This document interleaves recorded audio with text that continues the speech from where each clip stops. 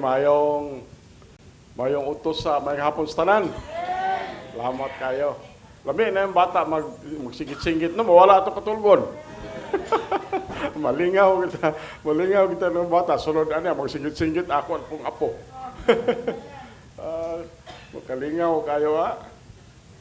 Salamat na sa matag-usangan ni Akaron. Salamat na sa atong Wednesday, diri nakasimba sila Mr. and Mrs. Margaha. So, salamat na kay Donarag yung nakasimba diri nga regular nga nagsimba o Sunday. Salamat kayo. Bisan si Ching nakasimba atong Wednesday tungod kay wa sila klase. O nagapadayon ang atong paghatag og tracks. Bisan ang choir gahapon nakasave sila o 7 ang ilang na-save sa ilang soul winning activity. Kung ito ko lang hatag sa tracks. Kami dito po sa Boulevard gahapon.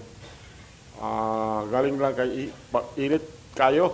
Murag init pasado alas 4. Init pa kayo. So gamay ray tao pero naagya po yung hatagan na itong tracks. Dito sa Boulevard gahapon. So salamatan, kapadayon ta sa atong pag-alagad sa Ginoo. Siguro kamo nakamonitor po siguro mo sa sitwasyon sa Middle East nga murag nahinay na ang Hamas, murag hapit-hapitan mahurot. Ang isa na lang wala madakpe si Sinwar o katong mga hostage wa pa makuha. So padayon pa sila o pangita adtong mga hostage nga naa sa ilalom sa tunnel. So mao na ang sitwasyon karon dito niya kaning Hezbollah mga gi-finance pa po na sa Iran, kanang Houthis gi-finance sa Iran. Sige po na po sila o padagan o pamumbag missile paingon sa Israel. Balusan po sa Israel na po daghang mga matay gyapon. So mao na ang sitwasyon karon dito niya ang akong kanang makaingon tabang apprehensions tungod kay ang Turkey ning bulag na siya sa NATO, National Atlantic Treaty Organization. Ning bulag na siya. Sa to pa og tinuod na nga bulag na siya, mo-allied na siya sa Russia, allied sa Iran, allied sa Sudan, allied sa Libya. O very possible nga mauna na ang mga tibailhan nato sa kanawang Ezekiel 37, 38. So makaingon ta nga hapit ta gyud balik ang Ginoo. So padayon lang ta sa tong pagtuo, lig-on nga pagtuo sa Ginoo ning panahon na karon. Atong basahon lang naa sa screen na ko ipa-underscore diha, knowing is destroyed. Naanay akong pang-underscore diha, maalala na to. Romans chapter 6 verse 6. Okay lang mo?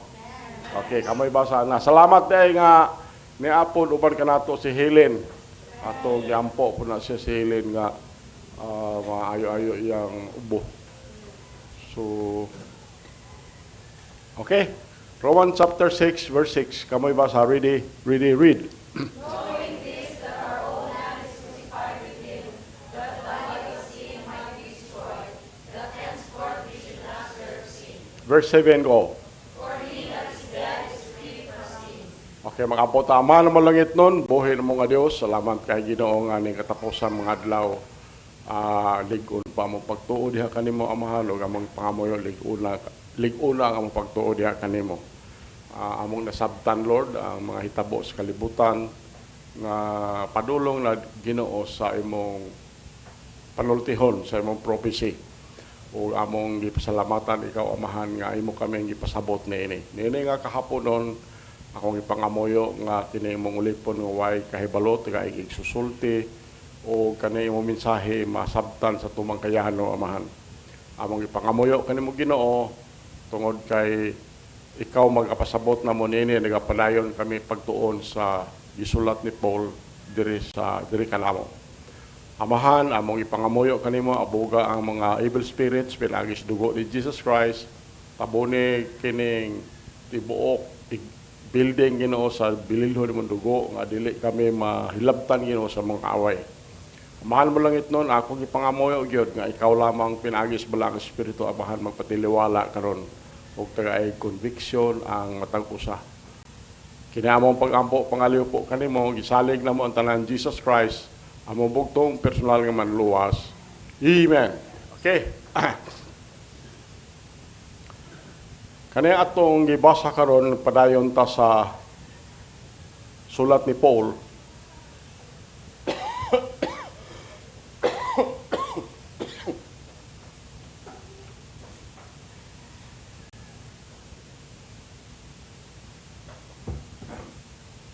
Part 1 ni siya. Part 1 kay taas-taas din nga mensahe. So ako ning ibahin ako kanina part 1 ni karon. Ingon diri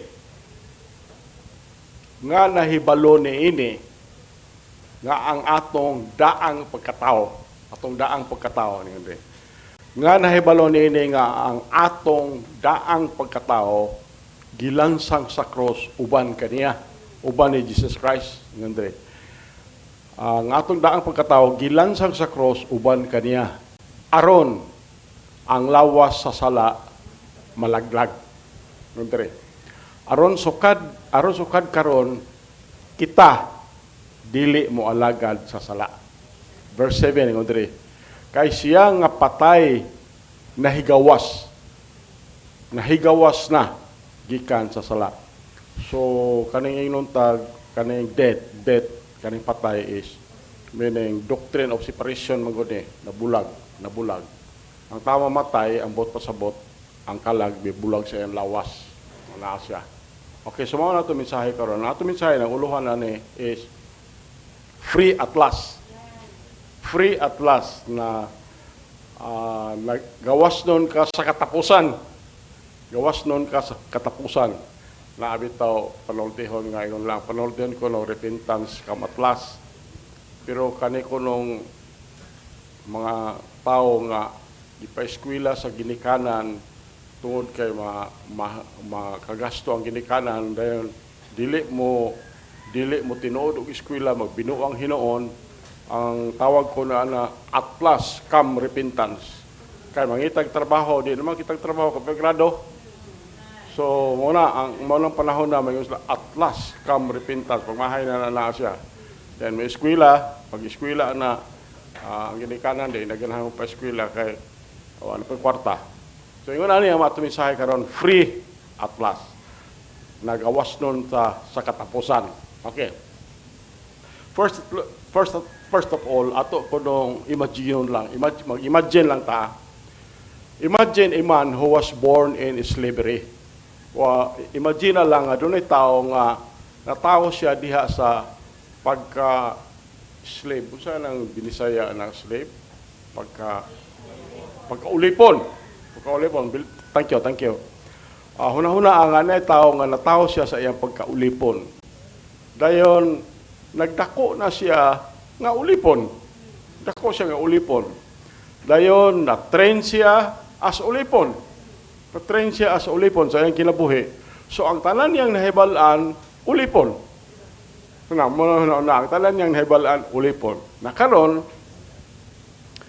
imagine nga usa ka adlaw ana kani nga ulipon gibaligya diha sa slave auction. Kani adto god sa Middle East do na may slave auction. Ang mga ulipon tanan tapukon anas merkado. Dayon i-auction kanang pataasay ba kanini pila imong palit ani nga slave. Ikaw pila palit nimo, pila palit ani, ikaw pila palit naana dito sa Middle East sa una managhingan lang slave auction. So una lang kani nga ulipon usa ka adlaw di ana gipaligya dito sa slave auction. Dayon gipalit siya sa usa ka maayuhon kayong tao kinsa dayon pagpalit atong maayuhong tao gihatag dito sa ulipon ang mga papilis nga nag-declare niya nga gawas na siya. Gawas na siya. Now, imagine na lang kana nga ulipon purti gyud niyang lipaya sa iyahang pagka gawas na. Lipay ka siya. So, nagdagandagan siya dito sa daghang tao. Dayon iyang iwarawara to mga papilis dito sa kahanginan o nagsinggit-singgit siya nga at last gawas na ako sa katapusan. Sa katapusan, gawas na ako. Sa katapusan, gawas na ako. Mo na iyang isingit-singgit. Yung sa salamat sa Ginoo nga gawas na gyud ko sa katapusan. Mo na gisingit atong tuwana.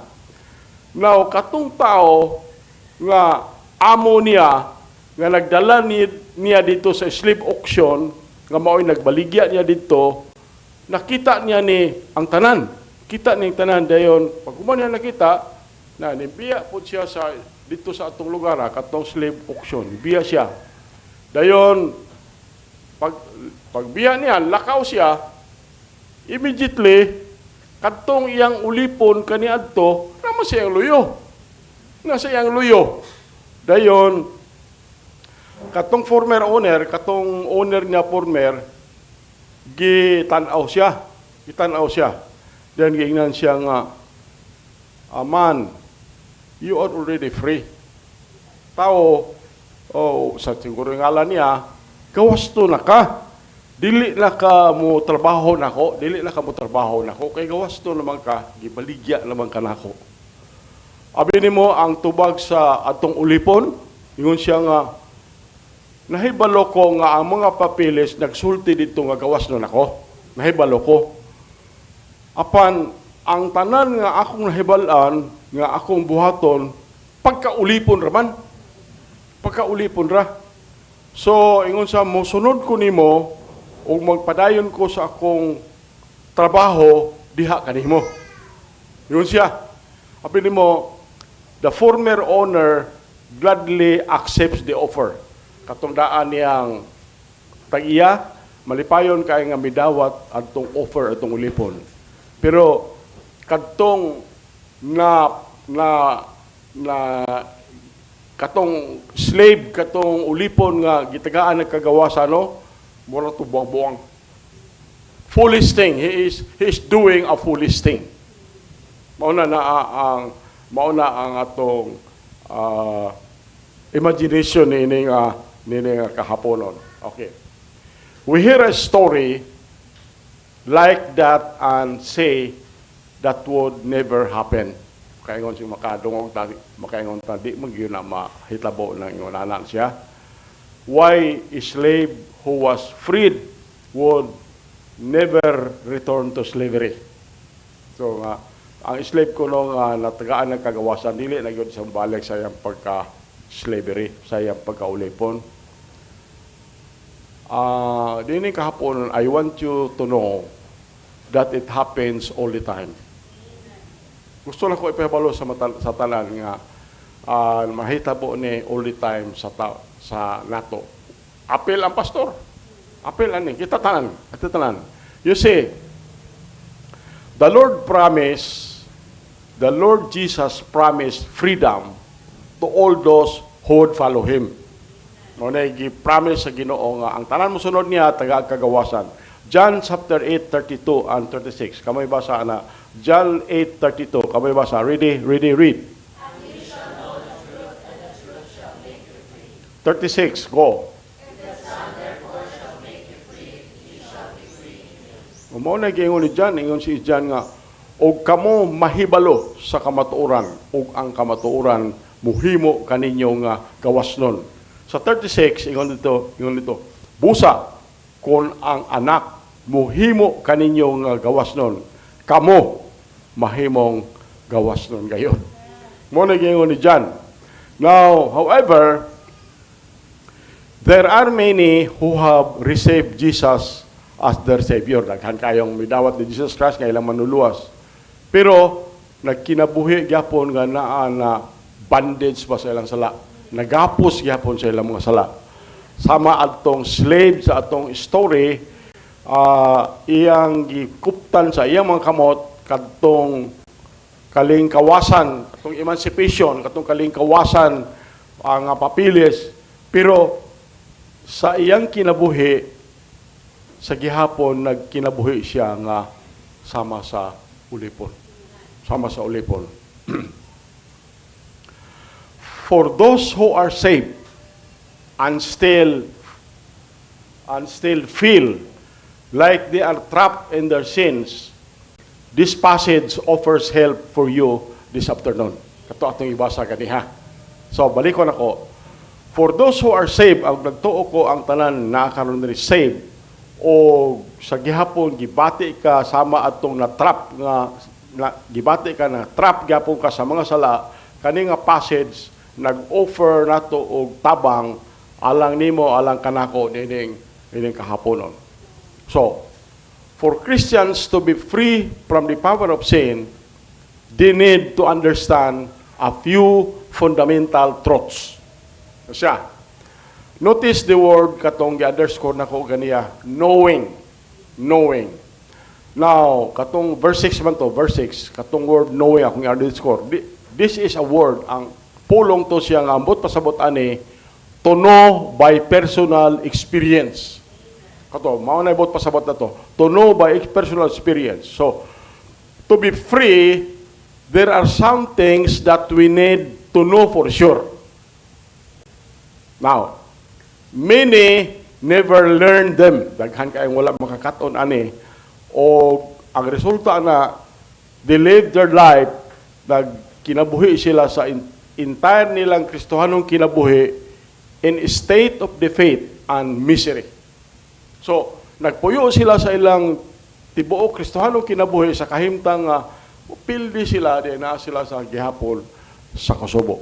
And I want you to know that this does not have to be true in your life. Gusto ko mahibalo ka nga dili ni unta matinuod sa imong kinabuhi o sa akong kinabuhi. Tungod kay kita gitagaan na tag kagawasan pinaagi diha sa tong pagtuo di Ginoong Kristo. We have been eternally liberated from the power of sin. Kita nga nakabaton ni Jesus Christ, na liberate na tal natagaan na tag kagawasan gikan sa gahom sa sala. Kani nga verses nagsulti nato how to walk in that freedom. Mao kani nga bersikulo nga atong ibasa nato. So that we may lift our voices unto the Lord. Aron matugbaw nato atong mga tingog ba nga to sa Ginoo nga kinsa mao ining palit nato og daghatag nato kagawasan og miingon siya free at last. Free at last. So makadayeg ta sa atong labing gamhanan nga Dios nga ikaw, ako, I am free, we are free at last. So nini kahapon, let's think together about the thought, free at last. Muna atong mensahe karon. Number 1, the truth of our past, ang kamatuoran sa atong nangagi, sa atong kagahapon. Muna ang basa na to sa 6 and 7, the truth of our past. Part A is the reality of our death. The reality of our death. Okay. Kadtong nga verse, nagsulti nato sa tino kayong pagpasabot that we are crucified with Christ. We are crucified with Christ. Kita mga believer, we are crucified with Christ. That is, when Jesus Christ died on the cross, the old man of sin, ang karaan nato nga sala, namatay pod, gilansang pod, uban kaniya. So, our old fleshly nature, ang atong karaan bitaw nga unod-non nga nature, natural, was forever put to death on the cross. Put to death on the cross. This is a fact, kamatuoran niya siya. Tungod atong tense of the verb, katong tense of the verb atong gibasa is na dito is, ang linking verb ato is is one that implies an event that transpired at some point in the past, it is completed forever. It is completed forever. Moto ang kahulugan atong linking verb nga is. But the results of that event continue on into the future. Ang resulta atong event na continue on into the future. In other words, nani, when Jesus died on the cross, God took our old, fallen, wicked natures and put them to death also. Muna na siya. So, when Jesus died for sin on the cross, He dealt every aspect of our sin completely. Every Christian needs to know that they are dead. Ang dead na to katong atong old man of sin or old woman of sin. Okay. There are two important things to note here. Tunay duha ka butang nga atong angay hinumduman diri. The point of crucifixion is never to produce extreme suffering. Crucifixion only exists to produce death. Number two, the person crucified cannot crucify himself. So, the person crucified cannot crucify himself. Crucifixion must always be inflicted by another. I cannot crucify myself, but if I am saved, I am crucified with Christ. Now, the issue that must be dealt with is, mauni siya, if the old man of sin, the old nature is dead, why does it feel so alive? Mauna ang atong murag mayon tang apulong ba. Ang issue nga atong ideal karon is if the old man ang atong karaan nga pagkatao sa atong sala, ang atong old nature patay namang kahani, ngano man nga ato mangyapong gibati nga murag buhi. Because so many believers do not do what verse 11 says. Abi nimo ngano ang rason ani tungod kay daghan kay mga believers wala man motuo sa unsay gisulti sa verse 11. The same Romans 6:11 ako lang basahon diri ha. Ingon diri sa verse Romans 6:11. Likewise, reckon ye also yourselves to be dead, indeed unto sin, but alive unto God through Jesus Christ our Lord. So mao ni ang verse 11 nga kasagaran wala tuhoy sa tao na kabasa siguro wala niya matuhoy. Mao ni ang gisulti diri ingon sa sama nga paagi isipa rikon ingon diri sa sama nga paagi isipan ninyo usab ang inyong mga kaugalingon nga patay na gayod ngadto sa sala. Rikon, usipa, hunahunaa. Ingon diri, sa samang paagi, isipan ninyo usab ang inyong mga kaugalingon nga patay na gayod ngadto sa sala. Apan buhi ngadto sa Dios pinaagi ni Jesucristo nga atong Ginoo. Muna kasagaran nato kay dili man ta maka-recon, dili ta makaisip ba nga patay na ta. Muna kadaghanan sa mga believer. So, mauna, we do not reckon ourselves dead indeed to sin. Mauna ang kasagaran nga nahitabo nato mga believer. When Christ died, the flesh died. Muna gisultis Paulo sige no. When Christ died, the flesh died. Kaning atong old nature namatay pod. So it can only continue to live as I give it permission to live. Kung itugutan nato nga magpadayon sa pagkinabuhi, na magpadayon po na siya pagkinabuhi kaning atong old man of sin. So, if I will reckon it dead, kung akong isipon na siya nga patay, then it is dead. Then it is dead.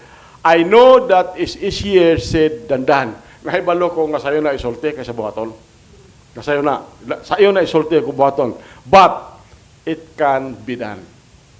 Pero mahimo nato na niya siya. And that is the point. Notice also these verses. Ephesians 4:20 to 24. Atong basahon niya siya. Okay, Ephesians 4:20 to 24. Verse 20, kami basa na. Ready, read. Verse 21, go.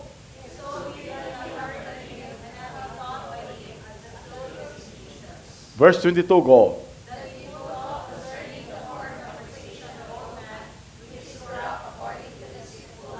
Verse 23, go.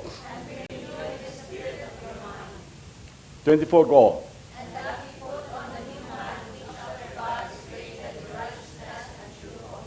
Okay, further, mauna gisulti ni Paul. Mauna gisulti ni Paul, ingon si Paul. Apan kamo, wala sa ingon nakakaton ni Kristo. Wala siya.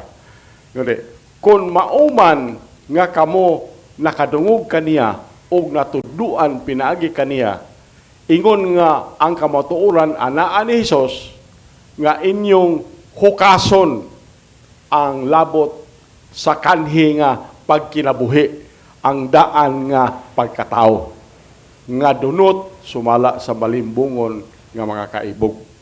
Verse 23, o pagbag-o diha sa Espiritu sa inyong huna-huna. Kaya itong huna-huna, mauragyapon ba? Mauragyapon itong huna-huna, wala mabag-o na siya. Ingon siya, bag-o-hana. Ingon siya, o pagbag-o diha sa Espiritu sa inyong huna-huna, 24, o nga kamo magsulob sa bag-o nga pagkatao.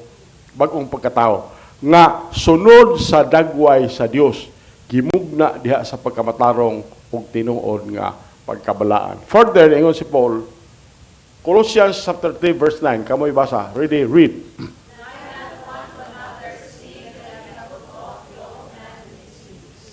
Further, Galatians 5:24, go.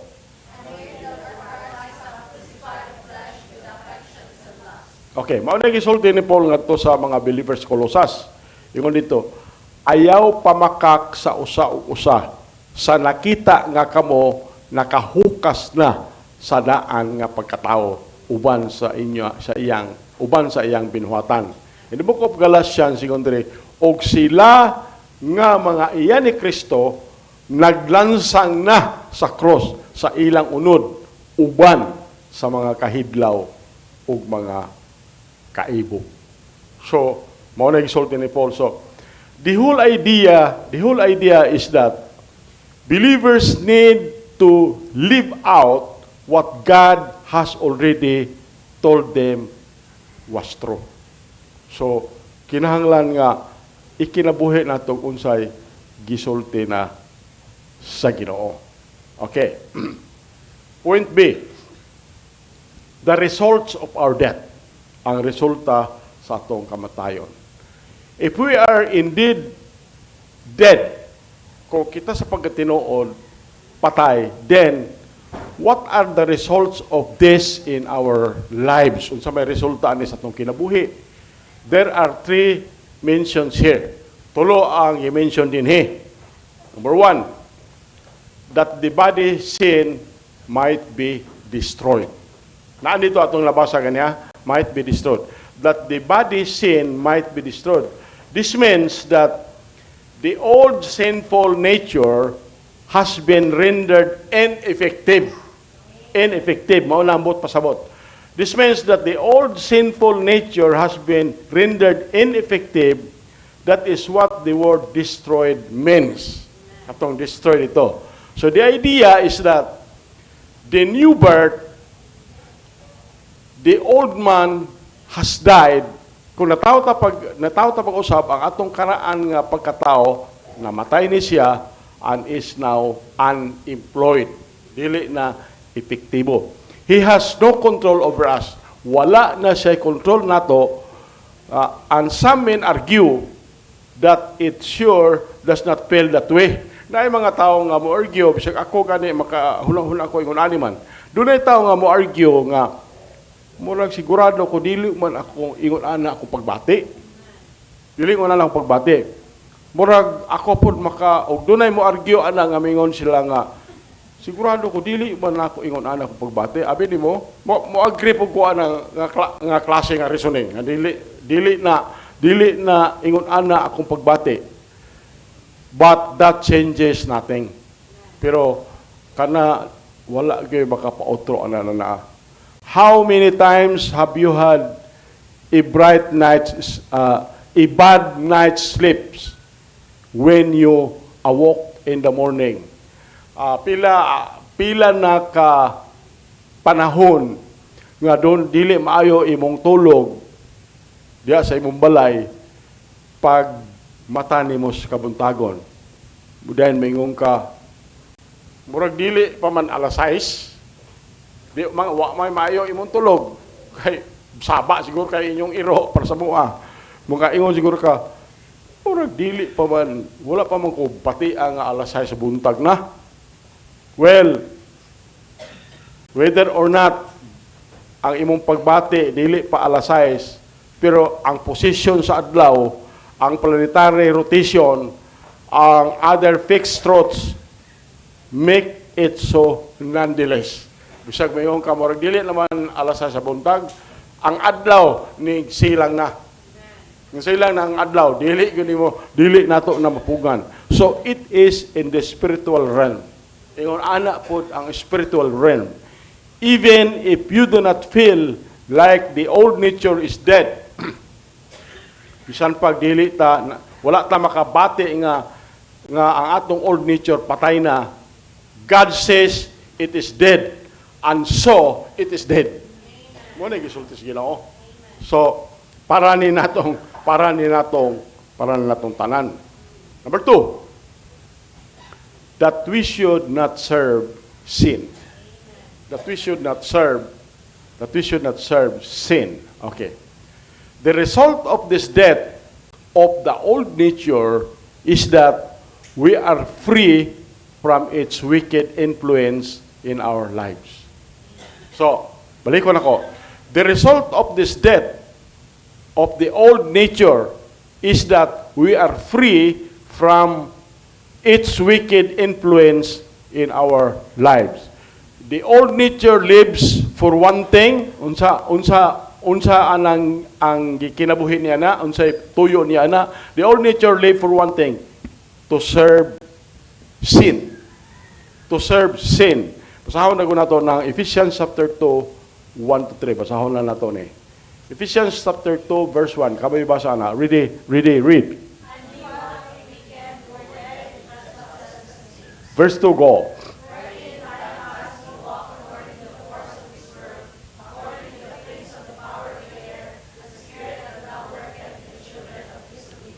Verse 3, go.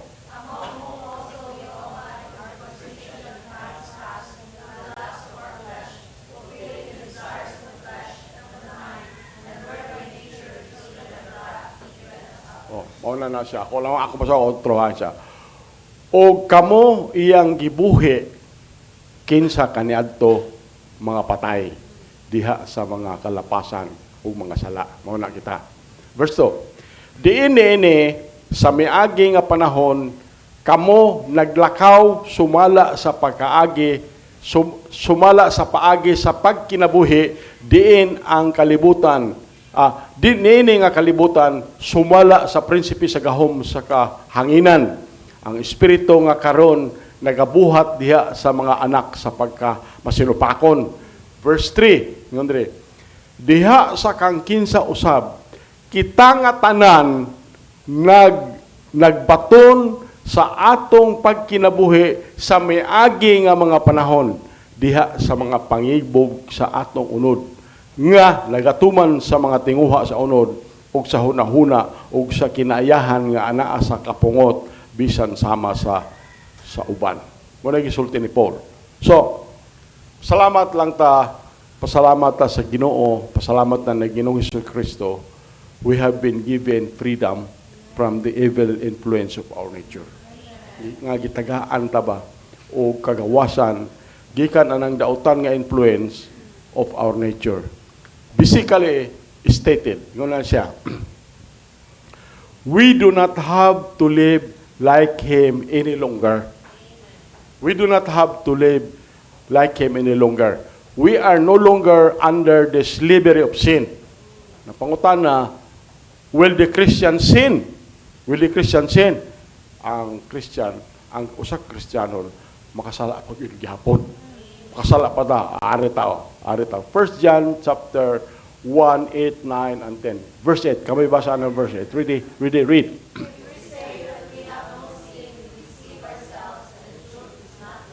Verse 9, go.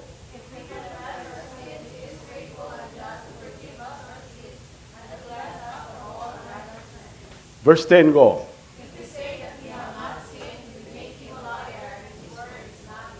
So mauna na ang kahimtang nato. Dili ta makasulti nga wala ta makasala.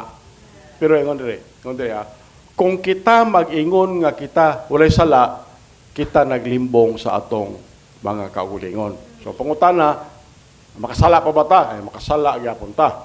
Dire, ug ang kamatuoran wala dinhi kanato. Verse 9. Mao ni siya ang ako ra explain. Kung kita magsugid sa atong mga sala, siya matinumanon og matarong sa pagpasaylo kanato sa atong mga sala ug sa paghinlo kanato gikan sa tanang pagkadili matarong. Mao ni gisulti sa ni John, ha. Ingon si John, i-confess lang nato, wala gay giingon dinhi nga i-confess nimo og pangayo pasaylo, wala gani giingon dinhi ni John. I-confess lang nato meaning mo agree ta nga nakasala ta, ingon ang pulong sa Dios, pasayloon ta. Mao na ang important niya siya, ingon dire. Kung kita magsugid sa atong mga sala, sugid lang ha, kung kita magsugid sa atong sala, siya matinumanon og matarong sa pagpasaylo kanato sa atong mga sala o sa paghinlo kanato gikan sa tanang pagkadili matarong. Sa ato pa ko nakasala ta mo, agree lang ta, Ginoo nakasala ko, mao ni akong sala nimo. Ingon ang pulong sa Dios, dili na ako kasulti. Ang pulong sa Dios, ingon dinhi, pasayloon ta. Siloon ta. Verse 11. Kung kita mag-ingon nga kita wala nakasala, kita naghimo kaniya nga usa ka bakakon ug ang iyang pulong wala dinhi kanato. Okay, so ang pangutana, will the Christian sin? Yes. Yes. Now, does he have to do? Kinahanglan ba gyud mo magpakasala ba gyud ang usa ka Kristohanon? Ang tubag ana na pod, no na pod. Tungod kay ang Kristohanon kung makasala siya, mangita gud ang Ginoo paagi nga makalingkawas ka ana. Mo ni buhaton sa Ginoo sa sulti ni Paul 1 Corinthians 10:13 ingon dire. Ingon din ako na lay basa ingon dire. Walay pagtintal nga nakaabot kaninyo gawas ni anang kasagaran sa tao. Apan ang Dios matinumanon kinsa dili motugot kaninyo nga pagtintalon labaw sa inyong maarangan. Ngandre, apan buot nga uban sa pagtintal usab naghimo sa usa ka dalan sa pag-ikyas aron kamo makahimo sa pag-antos niini. So, mao na ang tubag sa does he have to do? Ang Kristohanon kinahanglan magibon makasala. Murag ingon ang pulo sa Dios, kita makasala magita pero kung mahimo dili ra lang ta pakasala pero makasala magita ang pulo sa Dios, mangita rag paagi ang Ginoo makaikyas ta. Mao na gisulti sa pulo sa Dios. Number 3, that we should experience true spiritual freedom. That we should experience true spiritual freedom. Again, si Paul nagamit siyang analogy, gitandi niya ba? Gitandi niya ang kamatayon pag-illustrate sa kamatuuran nga we are dead to sin. Mao ni ang iyahang analogy, mao ni ang iyang pagtandi niya. Yun ani siya. A dead man wants nothing. Di ba? Ang taong patay, di na siya magkinahanglag unsa pa. A dead man wants nothing. He is not tempted to drink. Ang usa ka patay, dili na siya matintal pag-inom og alcohol, dili na siya pagtintal o matintal og mga illegal sex, dili na siya magkinahanglan mangawat pag kwarta, Di na siya ganahan, dili na siya mag-drugs or anything else that might normally tempt the flesh. When a man dies, he is free from the temptation to sin. Kita ang old nature na to, patay naman. When a man dies, he is free from the temptation to sin. Mao na analogy ni Paul. Iyang pagtandi niya. So, for the Christian, when we can reach the place where we are able to reckon ourselves dead, indeed unto sin. Kung atong maisip, mahuna-huna sa atong kagulingon nga patay ta sa pagkitinuod nga to sala, then we can experience the same freedom from temptation. Typically, our problem is not from God, has not given us all we need to avoid evil. Our problem is, ganahan man ta mohimog evil. Naaso naani nato. So mao na nga ingon ang pulo sa Dios, isipa nga patay na ang atong daan nga pagkatao. So mao ni ang atong conclusion. Why does it seem that so many Christians struggle with sin? I think the answer lies in the fact that they have failed to see themselves as they really are. They have never grasped the truth that they are dead to sin but alive to God. Wala na ang atong kahimtang. So, they have never faced the fact that when sin and temptations come along, they do not just have to give in and go wrong. They are free to say no and to live for Jesus. Nindog ta mga kapota. Amahan mo langit nun, buhay ng mga Diyos. Salamat kay sa imong mensahe, Lord. Mensahe ni bisan nga ri sa imong ulipon. Among ipangamoyo amahan nga kini nga mensahe mulugdang ni amahan sa kasing-kasing sa matag usa ug mahimo kayong dako na mong pagtulon ang amahan. Among ipangamoyo kanimo Ginoo nga ikaw magauban kanamo kanunay matod pa sa imong pulong kung makasala mi ikaw ra mangitag paagi Ginoo makalingkawas mi sa among sala. Amahan among ipasalamatan ikaw niini ug akong gihangyo ang matag usa karon you can sit it down there pwede ka muluhod pwede ka maari sa front then pakiistorya sa Ginoo. Salamati ang Ginoo sa unsay iyang nahimo sa imong kinabuhi o unsa may imong pangayoon sa Ginoo pangayoan na niining kahapon. Let's do it. Amahan naman langit nun, buhi ng mga Diyos. Salamat kay niining kahapon amahan. Itagaan mo kalampusan ang pagsimba kanimo. Ug ang imong mga anak amahan na sa ilang tagsa-tagsa kalingkuranan nagaluhod, nagalingkod ang uban. Kung sa man ang ilang hangyo diha kanimo amahan. Tagae o pagtagad Lord according to your will. Ang ipangamoyo amahan ni nga kahaponon personal na akong pag-ampo kanimo Ginoo nga ikaw nga among Ginoo makagagahom. Magpanalangin sa matag usa ug magbantay sa matag usa. Kaduha amahan akong ipangamoyo nga ikaw nga labing halangdon nga Dios maghimo sa imong naong nga sidlak nga na sa matag usa ug magmadagayaon sa grasya nga na sa matag usa. Katulo amahan akong gipangamuyo diha kanimo ikaw nga Dios nga labing gamahanan sa nga tanan magmaya sa imong panagway nga na sa matag usa ug mohatag sa matag usa og kalipay. Mahal mo lang itnon ako lagi pangamuyo kanimo Ginoo. Aning katapos sa mga adlaw. Lig-una ang pagtuo sa imong pagtuo asa mong pagtuo diha kanimo. Kung akong ipangamoyo amahan kato mga kaigsunan namon na sa kaluyahon, hikapa ang ilang panglawas, Lord, maayo sila. O makasimba sila diri sa Merkules amahan, sa alas 7 kagabion. Amahan mo langit nun, kinamong pag-ampo, pangaliw po kanimo, misalig na mo ang tanan ni Jesus Christ, among bugtong personal ng manluwas. Amen. Okay, ikot ta.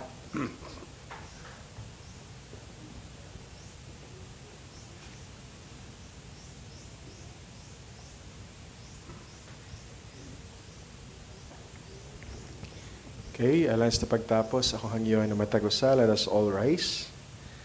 And we're going to sing our last song, amen?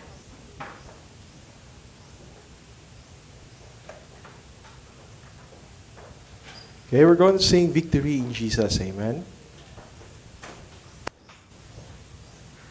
I heard an old story, how a Savior came from glory, amen?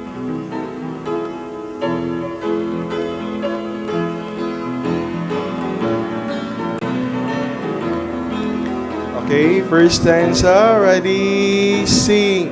I heard an old story, how a Savior came from glory, how he gave his life on Calvary to save a wretch like me, amen.